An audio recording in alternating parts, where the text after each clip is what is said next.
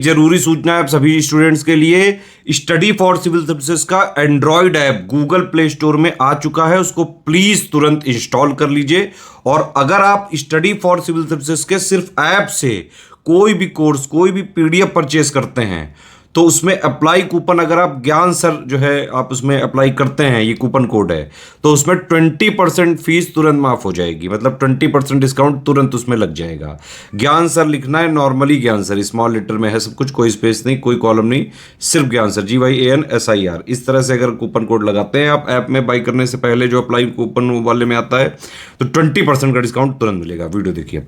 नमस्कार दोस्तों, स्वागत है आपका यूपीपीएससी बेस्ट ऑनलाइन कोचिंग के इस चैनल पर। फ्रेंड्स, यह क्लास सभी प्रकार के स्टेट पीसीएस एग्जाम और वनडे एग्जाम के लिए अत्यंत महत्वपूर्ण होने वाला है। आप वीडियो को अंत तक देखिएगा।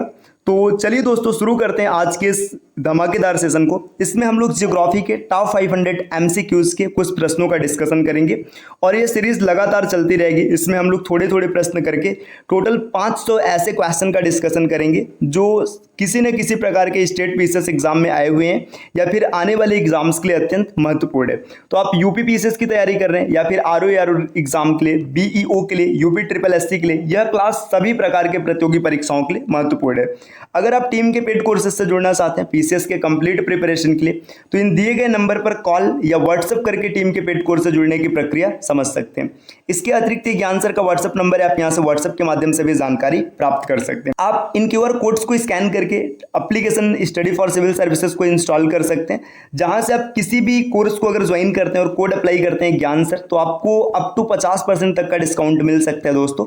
तो इंस्टॉल कीजिए study for civil services application. अब बढ़ते हैं आगे प्रश्नों की ओर। देखिए यहाँ पर पहला प्रश्न दिया है, निम्नलिखित में से नदी और उसकी सहायक नदी की कौन सी जोड़ी सही नहीं है? Which one of the following pairs of river and their tributaries is not matched? आपको बताना है कि कौन मैच्ड नहीं है। तो देखिए सबसे पहले दिया दामोदर, दामोदर का संबंध है सुबनसिरी से, गंगा, सरयू, ब्रह्मपुत्र, लोहित, कृष्णा, भीमा नदी। तो देखिए कृष्णा की सहायक भीमा नदी है, ब्रह्मपुत्र की सहायक नदी लोहित है, गंगा की सहायक नदी सरयू है। ये तीनों सही है, लेकिन जो सुबनसिरी दी है, सुबनसिरी दामोदर की सहायक नदी नहीं है दोस्तों, ये ब्रह्मपुत्र की सहायक नदी और ब्रह्मपुत्र की सबसे बड़ी सहायक नदी है। तो यहाँ से विकल्प ए गलत दिया हो, तो इसका सही उत्तर बनेगा विकल्प ए। आपको ये भी याद रखना है कि सुबनसिरी दामोदर की सहायक नदी नहीं है, ये ब्रह्मपुत्र की सबसे बड़ी सहायक नदी है। दूसरे प्रश्न पर आते हैं, प्रश्न नंबर 2 यहां पर दिया, निम्नलिखित में से वन्य जीव अभयारण्य और राज्य की कौन सी जोड़ी सही नहीं है? सेम यही डेटा यहां पर अंग्रेजी में दिया है। तो देखिए नल सरोवर अभयारण्य गुजरात में है, कुंभलगढ़ अभयारण्य राजस्थान, पेंच राष्ट्रीय उद्यान मध्य प्रदेश, अबोहर अभयारण्य असम। तो देखिए नल सरोवर, कुंभलगढ़ और पेंच ये तीनों सही दिया गया है। जो चौथा विकल्प दिया यहाँ पे अबोहर अभयारण्य, ये पंजाब में स्थित है, न कि असम में। तो यहाँ से गलत हो जाएगा, ये पंजाब के फाजिल्का जिले में स्थित है, तो ये याद रखिएगा विकल्प डी यहाँ पर गलत दिया। निम्नलिखित राज्यों में कौन छोटा नागपुर पठार का भाग नहीं है? आपको बताना है इसमें से कौन छोटा नागपुर पठार का भाग नहीं है। तो देखिए झारखंड, पश्चिम बंगाल, तमिलनाडु, उड़ीसा। तो इसमें तमिलनाडु छोटा नागपुर पठार का हिस्सा नहीं होगा। झारखंड, पश्चिम बंगाल, उड़ीसा, इसके बाद बिहार हो गया, छत्तीसगढ़ हो गया, ये सब छोटा नागपुर पठार के भाग हैं। अगले प्रश्न पर आते हैं, प्रश्न संख्या 4, निम्नलिखित में से देश और राजधानी की कौन सी जोड़ी सुमेलित नहीं है? आपको बताना है देश और राजधानी की कौन सी जोड़ी सुमेलित नहीं है। तो देखिए साइप्रस, साइप्रस की राजधानी निकोशिया, बिल्कुल सही है। न्यूजीलैंड की राजधानी वेलिंगटन, ये भी सही है।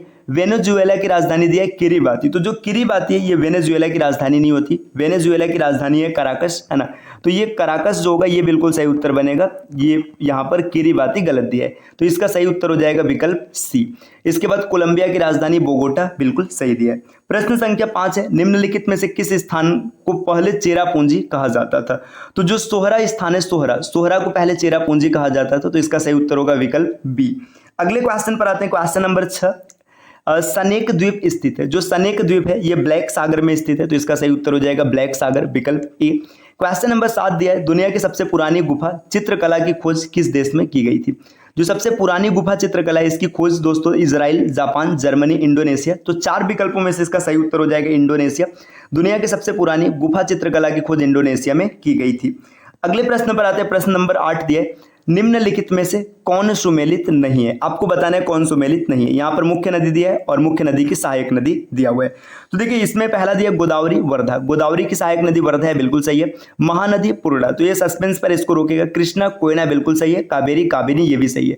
जो पूर्णा नदी है ये ताप्ती की सहायक है, न कि महानदी की। तो यहाँ पे जो पूर्णा दिया ये गलत हो जाएगा, याद रखना है। पूर्णा किसकी सहायक है? पूर्णा की अगर बात करेंगे तो ये ताप्ती नदी की सहायक है, महानदी की नहीं है। तो विकल्प बी इस क्वेश्चन का उत्तर बनेगा। अगले क्वेश्चन पर आते हैं। नेक्स्ट, भारतीय दलहन अनुसंधान संस्थान कहाँ पर स्थित है? तो भारतीय दलहन अनुसंधान संस्थान बहुत ही आसान सा क्वेश्चन है, कानपुर में स्थित है। विकल्प बी इसका सही उत्तर बन जाएगा। प्रश्न संख्या 10, निम्नलिखित जैव आरक्षित क्षेत्र को उत्तर से दक्षिण की ओर क्रम में व्यवस्थित करें। देखिए यहाँ पे जो भी बायो रिजर्व एरिया दिया गया इनको नॉर्थ टू साउथ अरेंज करना है। डिब्रू साइखोवा, नोकरोक, पंचमढ़ी, नीलगिरी। तो इसमें सबसे उत्तर में डिब्रू साइखोवा, दूसरे नंबर पर है नोकरोक, इसके नीचे पंचमढ़ी और फिर है नीलगिरी। तो यहाँ पर जो क्रम हो जाएगा, सही क्रम दिया है 1, 2, 3 और 4, यही क्रम इसका बनेगा। तो इस क्वेश्चन का सही विकल्प बन जाएगा विकल्प ए। अगले प्रश्न पर आते हैं। प्रश्न संख्या 11 दिया है, निम्नलिखित पर्वतों को ऊंचाई के अवरोही क्रम में व्यवस्थित कीजिए। अवरोही क्रम में आपको सबको व्यवस्थित करना है। तो इसमें जो इसका सही सीक्वेंस होगा, देखिए मकालू, नंगा, कंचनजंगा और अन्नपूर्णा। अगर इसके सीक्वेंस को देखा जाएगा तो इसमें सबसे ऊंचा हो जाएगा कंचनजंगा। तीसरा सबसे ऊंचा क्यों हो गया ऐसा समझिए ना। सबसे पहले ऊंचा है माउंट एवरेस्ट, माउंट एवरेस्ट के बाद केटू, केटू के बाद कंचनजंगा। तो तीसरे से सिर्फ एक ही विकल्प की शुरुआत है, विकल्प डी। तो यही इसका उत्तर बन जाएगा।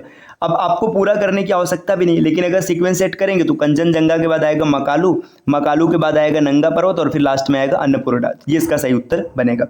राजधानियों में कौन कर्क रेखा के दक्षिण में स्थित? तो आपको बताना है कि जो ऐसी एक कर्क रेखा है इसके दक्षिण में, मतलब इसके नीचे की ओर कौन स्थित है? तो देखिए इसमें अगर हम लोग देखेंगे तो जो कोलकाता है, पश्चिम बंगाल की राजधानी कोलकाता, ये कर्क रेखा के दक्षिण में स्थित है। बाकी अगरतला, आइजोल और इम्फॉल ये उत्तर में है। अगले प्रश्न पर आते हैं। प्रश्न संख्या 13 दिया है, निम्नलिखित महाद्वीपों को क्षेत्रफल के अवरोही क्रम में व्यवस्थित कीजिए। क्षेत्रफल के अवरोही क्रम में व्यवस्थित करना है तो सबसे पहले दिया दक्षिण अमेरिका, अफ्रीका, उत्तरी अमेरिका या उत्तरी अमेरिका और यूरोप। इसके सीक्वेंस को अगर हम लोग देखेंगे तो इसमें सबसे जो ज़्यादा क्षेत्रफल होगा ये अफ्रीका का होगा, तो दूसरा सबसे पहले आएगा। अफ्रीका के बाद दूसरे नंबर पर जो आएगा, दूसरे नंबर पे आएगा उत्तरी अमेरिका, तो तीसरा हो जाएगा। इसके बाद आगे आएगा दक्षिणी अमेरिका और लास्ट में आएगा यूरोप। तो 2314 विकल्प बी इसका सही उत्तर बनेगा। अगले क्वेश्चन पर आते हैं दोस्तों। क्वेश्चन नंबर 14 दिया है, निम्नलिखित मरुस्थलों को क्षेत्रफल के अवरोही क्रम में व्यवस्थित करना है। अवरोही क्रम का मतलब जो सबसे बड़ा है उसको सबसे पहले, फिर उससे छोटा, फिर उससे छोटा, फिर उससे छोटा, ऐसे लगाना है। तो 14 नंबर के क्वेश्चन की अगर बात करेंगे तो सबसे बड़ा मरुस्थल है सहारा मरुस्थल, तो दूसरा सबसे पहले आएगा। सहारा के बाद अगले नंबर पर है गोबी मरुस्थल, ये हो जाएगा। गोबी के बाद कालाहारी और सबसे छोटा है ग्रेट विक्टोरिया। तो यहाँ पे 2341 विकल्प बी इसका सही उत्तर बनेगा। अगले क्वेश्चन पर आते हैं। क्वेश्चन नंबर 15 दिया है, भारत के सर्वाधिक जिलों वाले निम्नलिखित राज्यों को अवरोही क्रम में बताना है। ये बताना है कि सबसे ज्यादा जिले किसमें। तो आसानी से देख लेते हैं हम लोग कि किस स्टेट में कितने जिले। उत्तर प्रदेश में 75 जिला है ना। मध्य प्रदेश की बात करेंगे तो 55 जिला है। महाराष्ट्र में 36 जिला है और बिहार में 39 जिले हैं। तो देखिए आपको ये पता चल गया किस राज्य में कितने जिले हैं, आप आसानी से अरेंज कर लेंगे। उत्तर प्रदेश में सबसे ज्यादा 1, दूसरे नंबर पर मध्य प्रदेश है, तीसरे नंबर पर बिहार है और चौथे नंबर पर कौन है? महाराष्ट्र है।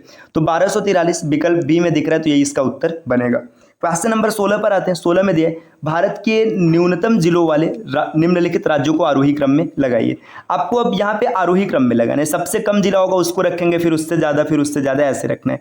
तो देखिए अगर जिलों की बात करेंगे, गोवा में सिर्फ 2 जिला होते हैं, सिक्किम में 6 जिला है, मेघालय में 11 जिला है और त्रिपुरा में 8 जिला है। तो सबसे कम जिला है गोवा में, इसके बाद है सिक्किम में, इसके बाद है त्रिपुरा में और फिर है मेघालय में। 1243 विकल्प बी इसका उत्तर सही बनेगा। अगले क्वेश्चन पर आते हैं। नेक्स्ट अगला क्वेश्चन यहाँ पर दिया है, प्रश्न संख्या 17 दिया है, बुंदेलखंड मध्य भारत का हिस्सा में उत्तर प्रदेश और मध्य प्रदेश के कितने जिले शामिल है। देखिए जो बुंदेलखंड है ये मध्य भारत का हिस्सा है, तो इसमें उत्तर प्रदेश और मध्य प्रदेश से कितने जिले शामिल है, तो टोटल हो जाएगा 13। देखिए यूपी के 7 जिले हैं बुंदेलखंड में और एमपी के 6 जिले हैं। अगर इनके नाम की बात करेगा तो आप नाम सुन लीजिएगा, झांसी, ललितपुर, चित्रकूट, हमीरपुर, बांदा और महोबा, ये 6 जिले उत्तर प्रदेश से हैं। जबकि मध्य प्रदेश की बात करेंगे तो सागर, दमोह, टीकमगढ़, छतरपुर और पन्ना के अतिरिक्त दतिया, ये टोटल 6 जिले हैं मध्य प्रदेश से। तो टोटल 13 इसका उत्तर बनेगा विकल्प बी। अगले क्वेश्चन पर प्रश्न संख्या 18 दिए, क्षेत्रफल की दृष्टि से भारत के केंद्र शासित प्रदेशों का सही अवरोही क्रम है। आपको बताना है कि सबसे ज्यादा क्षेत्रफल किस यूटी का और सबसे कम किसका है। यहाँ पे जितने विकल्प दिए गए तो सबसे ज्यादा जम्मू का है, तो जम्मू सबसे पहले आएगा। जम्मू के बाद लद्दाख का है, तो लद्दाख दूसरे नंबर पर आएगा। लद्दाख के बाद है अंडमान निकोबार का, ये तीसरे नंबर पर आएगा और फिर दिल्ली का है, तो 2134 इसका सही उत्तर बनेगा 2134 विकल्प सी। अगले क्वेश्चन पर आते हैं दोस्तों। प्रश्न संख्या 19 दिया है, निम्नलिखित महासागरीय गर्तों का सही आरोही क्रम का मतलब सबसे कम गहराई, फिर उससे ज़्यादा, फिर उससे ज़्यादा, फिर उससे ज़्यादा। तो देखिए आपने कहीं ना कहीं ज़रूर पढ़ा होगा कि जो सबसे गहरा है वो मैरियाना ट्रैक होता है ना। मैरियाना ट्रैक सबसे गहरा होता है, तो ये सबसे अंतिम में जाएगा। तो पहला जब सबसे लास्ट में जाएगा तो सिर्फ एक ही विकल्प में दिख रहा है, विकल्प डी इसका सही उत्तर बन जाएगा। प्रश्न संख्या 20 यहाँ पर दिया, निम्नलिखित में से किसका सुमेल सही नहीं है। डेट्राइट ऑटोमोबाइल्स निर्माण के लिए प्रसिद्ध है, सही है। मैग्नीटोगोस्कर्क ये लोहा और इस्पात के लिए, सही है ना। जोहान्सबर्ग सोना खनन के लिए ये भी प्रसिद्ध है। बर्मिंघम जलपोत निर्माण, ये गलत दिया है। बर्मिंघम भी इस्पात के लिए प्रसिद्ध है, तो यहाँ पे विकल्प डी इसका गलत दिया, तो यही उत्तर सही हो जाएगा। तो दोस्तों ये 20 प्रश्न है जिनका डिस्कशन हम लोगों ने किया है। ये क्लास निरंतर चलती रहेगी और ये क्लास प्रतिदिन आपको 10 बजे मिलेगी, तो आप आसानी से तैयारी कर सकते हैं। ज्योग्राफी के जितने भी क्वेश्चन है आप यहाँ से क्लियर कर लेंगे। मिलते हैं आपसे अगले वीडियो में कुछ नए प्रश्नों के साथ, तब तक के लिए नमस्कार।